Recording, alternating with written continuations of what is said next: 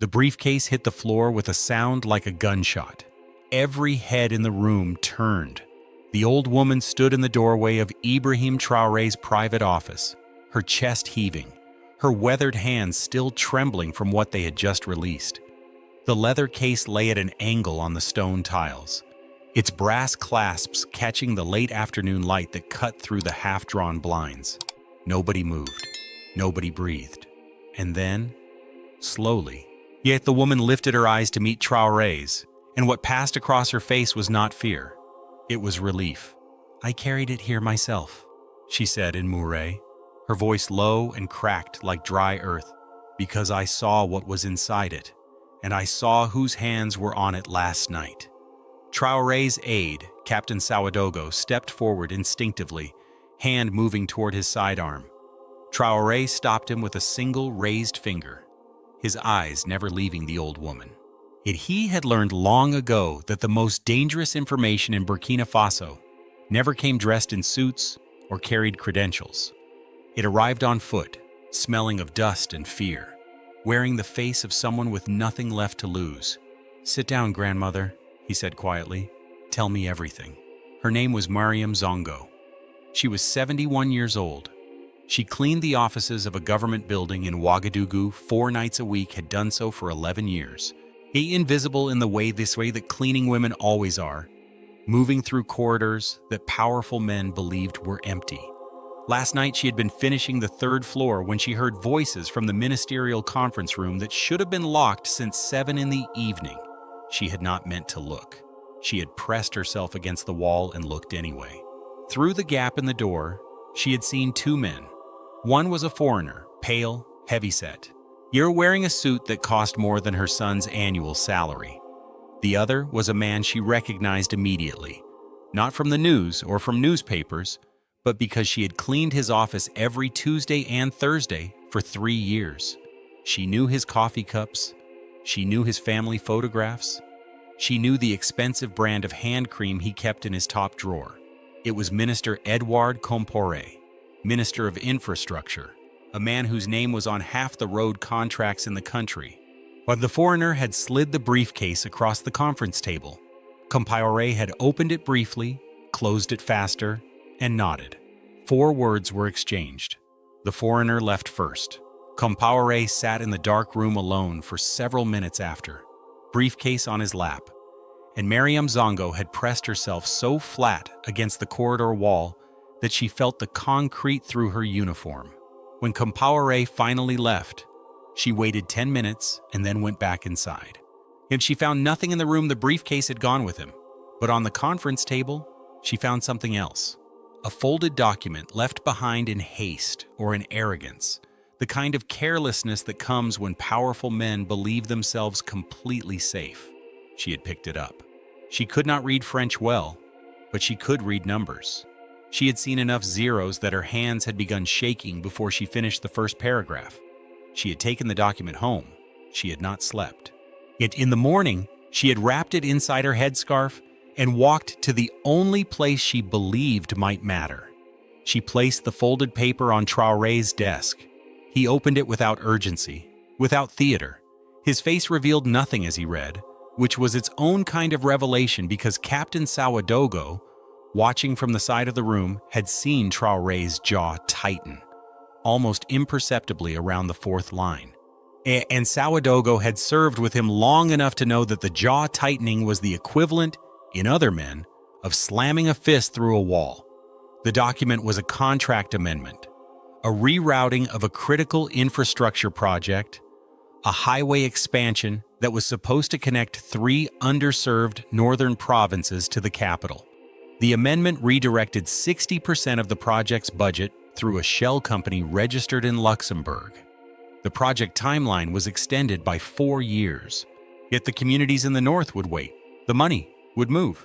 And at the bottom of the amendment, there was a signature line, blank, waiting, and next to it, a handwritten annotation in pencil.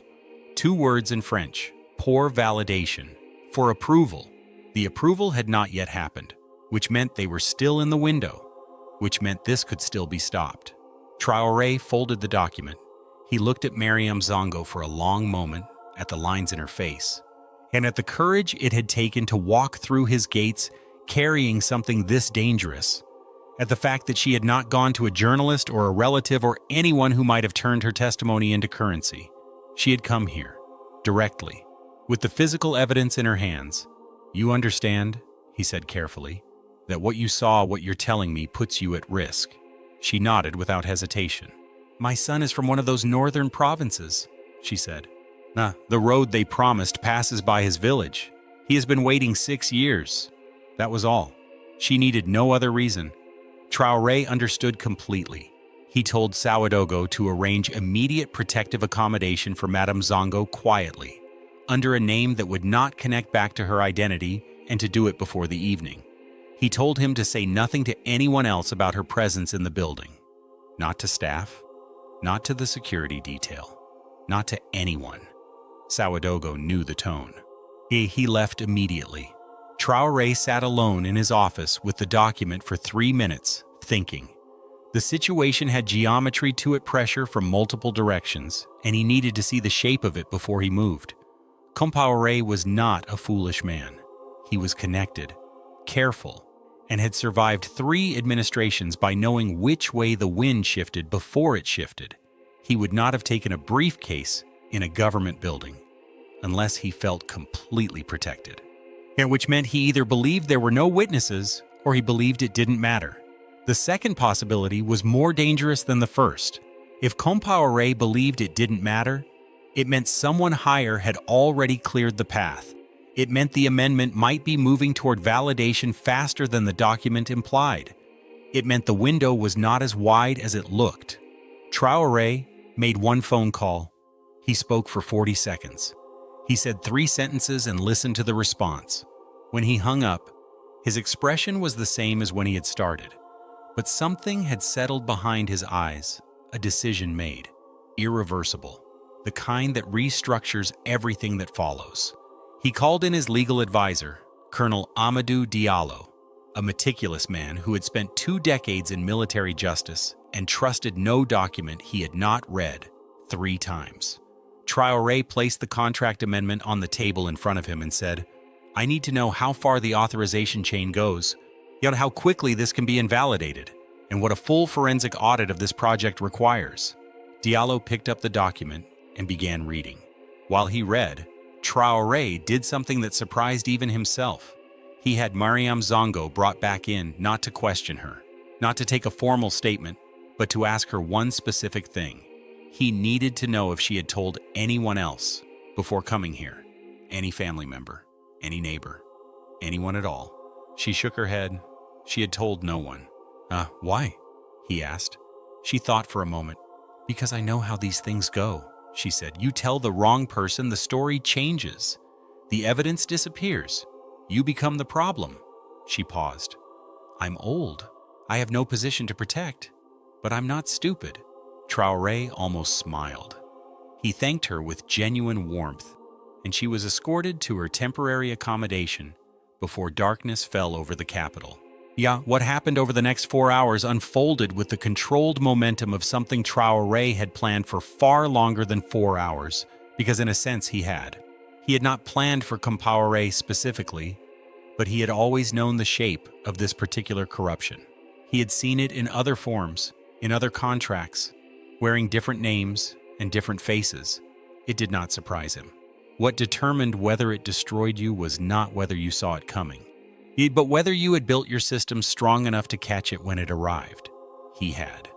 Quietly, patiently, over many months, the forensic audit request was submitted through military procurement channels, not civilian ministry channels, a path Traoré did not control, had no visibility into, and could not intercept without alerting multiple departments simultaneously. Diallo worked through the night, cross-referencing the amendment against the original project documentation, identifying 3 separate procedural violations that made the rerouting invalid on its face, independent of the bribery question entirely. But here is where the situation turned. Just before midnight, Sawadogo came back into Traoré's office with an expression that was not panic. Sawadogo did not panic, but was the closest thing to it. He had received intelligence from a source inside the ministry's administrative wing. Traoré was not waiting. He had already begun the validation process.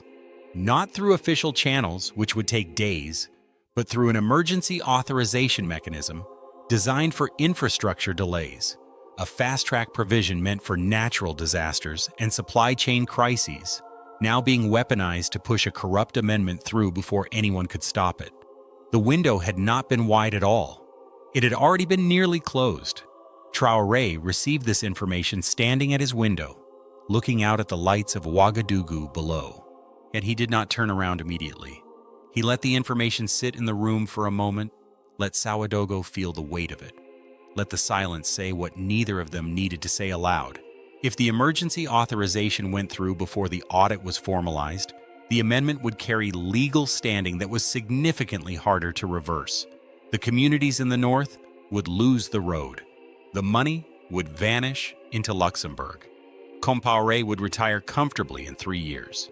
The foreigner with the briefcase would move on to the next country, the next minister, the next empty conference room.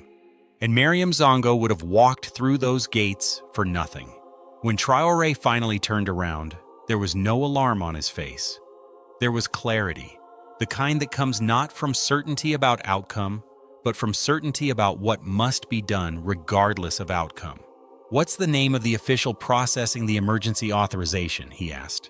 Ouagadougou gave him a name: Deputy Director Aristide Traoré, Administrative Infrastructure Division. "How long has Traoré been in that position?" 8 months. "Who appointed him?" Ouagadougou already knew where this was going. "Traoré." Traoré nodded slowly. "Then Traoré is not processing an authorization. He's completing a transaction." He picked up his phone again. "Get me the Director General of the National Audit Commission at his home right now." The call lasted 11 minutes. Traoré spoke quietly and with precision, laying out 3 specific items: the document Mariam had recovered, the procedural violations Diallo had identified, and the emergency authorization currently in motion. He did not ask for favors. He did not invoke authority. He presented the legal and procedural argument in sequence, and then he said, "If this authorization is completed tonight, it will be completed unlawfully. And when that is established, and it will be established, everyone whose name touches this process will be accountable. I am giving you the opportunity to place an administrative hold before that happens." There was a long silence on the other end. "I'll need the documentation by 6 in the morning, the Director General said finally. "You'll have it by 4, Traoré replied, and ended the call.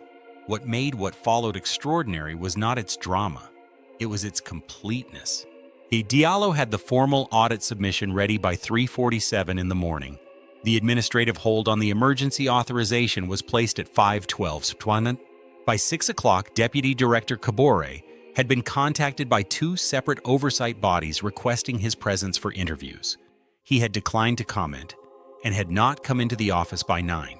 Traoré arrived at the ministry at 8:30, as he always did in his government vehicle. With his driver and his security detail and his particular expression of well-maintained confidence.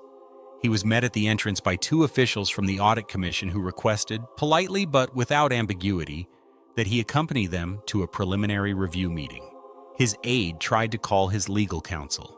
His legal counsel was already aware of the situation. The confidence, witnesses noted later, left Traoré's face very quickly, not all at once, but in stages. They're like light fading at the end of day. The emergency authorization was declared procedurally invalid by noon. The original infrastructure project, the highway connecting 3 northern provinces to the capital, was placed under direct audit review, with implementation to recommence under independent oversight. The estimated timeline to restoration, 8 months. Mariam Zongo's son was contacted by no one. He continued his life in his village in the north. Knowing nothing of what had happened in Ouagadougou. He knew only that the road project, which everyone in his community had given up expecting, had been listed in a government announcement as actively resuming. He mentioned it to his wife. She said she would believe it when she saw the machines. The machines arrived in 11 months. Back in the capital, the case against Traoré moved through formal channels with the weight of documented evidence behind it. The recovered document, the audit trails, the financial discrepancies, the testimony of administrative staff who, once the structure of protection around Traoré had visibly cracked, found their willingness to speak had returned. The foreigner with the briefcase was identified through financial intelligence cooperation with two partner nations. His company there was always a company, had done this in 4 other African countries over the preceding 6 years. His name entered international financial crime databases. Yet he was no longer able to move freely. None of this became a public spectacle. Traoré had not made it one. There were no press conferences dramatizing his role, no theatrical announcements positioning himself as the hero of a corruption purge. The Audit Commission spoke. The legal process proceeded. The outcomes were documented and became part of the public record in the way that proper institutional accountability should be not as performance, but as fact. This was, yet to those who understood how he operated, entirely characteristic. There was one moment, however, that did not remain entirely private.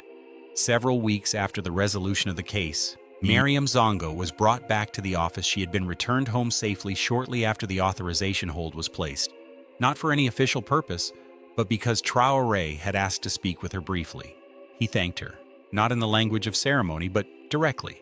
Yet he told her that what she had done required a particular kind of courage, not the loud kind, not the kind that announces itself, but the quiet, costly kind that acts without any guarantee of outcome, in a situation where staying silent would have been entirely understandable and completely safe.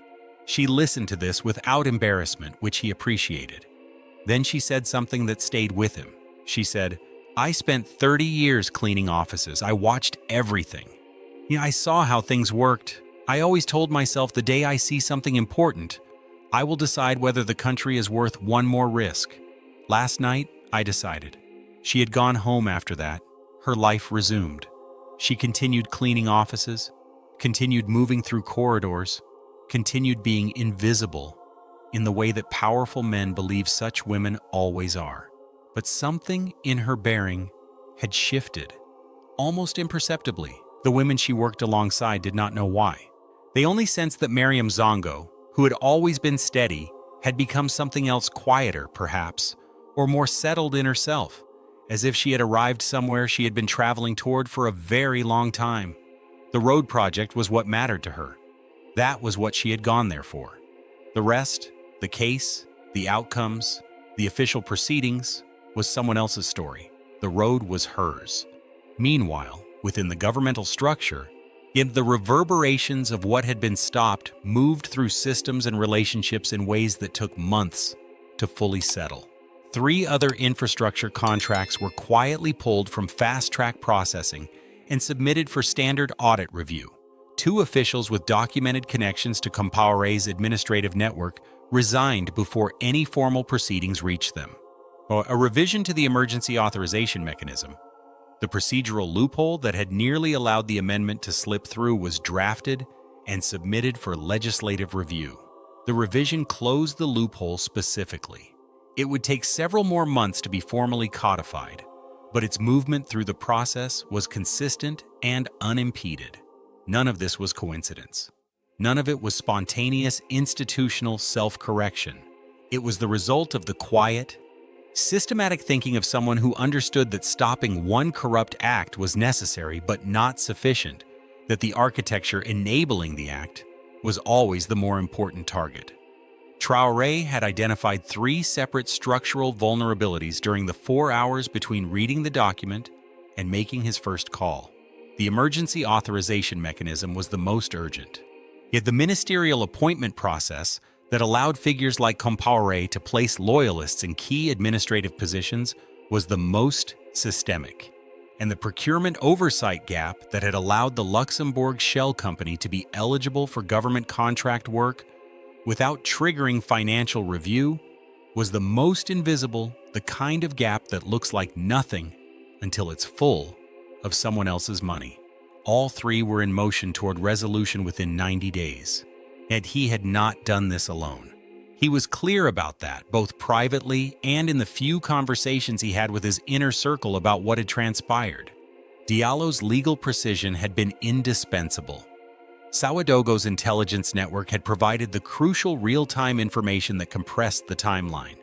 The Director General of the Audit Commission had shown both integrity and genuine courage in placing the hold before the institutional morning had fully arrived. But the architecture, the decision to build systems of accountability robust enough to catch what arrived in the form of a frightened old woman with a document tucked inside her headscarf that had been Traoré's. Quietly, over time, without announcement. There is a version of this story that is about Edouard Traoré, about his calculation, his fall, his network, his consequences.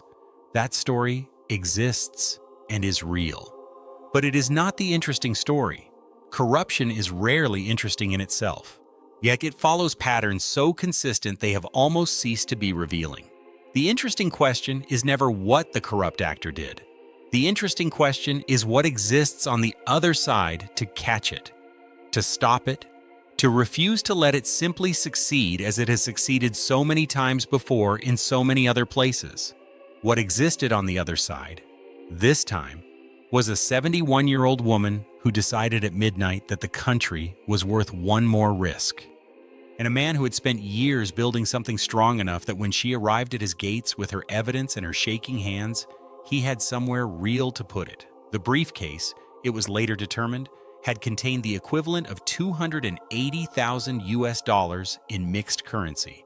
It was recovered as part of the formal investigation. It was documented, cataloged, and entered as evidence. It went nowhere it was not supposed to go. Yet the road to the north continued its construction through the dry season and into the rains. It was slower than originally projected. These things always were, but it moved steadily with independent monitors and clear public documentation at every phase. The villages along the route watched the machines with the particular attention of people who have learned that watching closely is its own form of protection.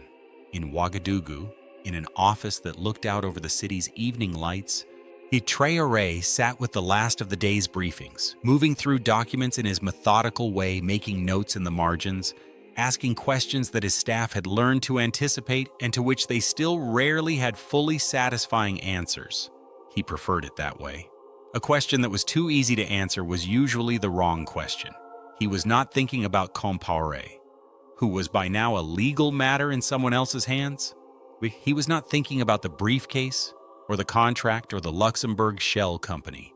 He was thinking about the three other structural vulnerabilities, and which of the three required his attention first, and whether the legislative timeline for the authorization revision was moving at an acceptable pace, and whether there were other Mariam Zongos in other corridors of other buildings, seeing things in the half-dark, deciding each night whether the country was worth the risk. He believed there were. He had always believed there were. His job was to make sure that when they decided yes, there was something on the other side worth coming to. Outside, the city moved through its evening. The lights came on in the markets and the neighborhoods and along the half-finished roads that were becoming whole, somewhere in the north. In a village that had been promised a road and had nearly lost it to a briefcase in a dark room. And a man sat outside his house in the cooling air and spoke to his wife about the construction he had seen that morning. The machines, the workers, the concrete posts going into the ground along the route they had described in the government announcement. She said she would believe it when the road was finished. He said, "Then believe it, because it's coming."